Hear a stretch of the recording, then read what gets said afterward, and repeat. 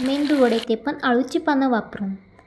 मोहरी, जिरे, peri peri मसाला, मीठ, ओवा आणि त्याच्यानंतर मस्त हलवून आपण त्याच्यामध्ये टाकलं आहे पाणी आणि नंतर रवा. आता टाकूया बटाटा किसलेला आणि आपली अळूची पानं चिरलेली आणि त्याच्यानंतर गेले हिंग. आणि आता आपण मस्त हलवून घेऊन थोडे वेळ झाकण ठेवले आणि बनवून घेतले आपला मेंदूवड्यासाठी मिश्रण. मस्तपैकी मळून घेतले पाणी टाकून आणि आता बनवूया आपण मेंदूवडे. झालं आपले मेंदूवडे तयार, मस्तपैकी गोल गोल. आता टाकूया आपण त्याच्यात तेलात फ्राय करायला. तेलात टाकली त्यांनी उडी आणि मस्तपैकी झाले लाल लाल. आता झाले आपले कुरकुरीत मेंदूवडे तयार. चला चला या खायला. छान छान मेंदूवडे, किती छान कुरकुरीत. आणि त्याच्यासोबत आहे आपली खोबऱ्याची चटणी.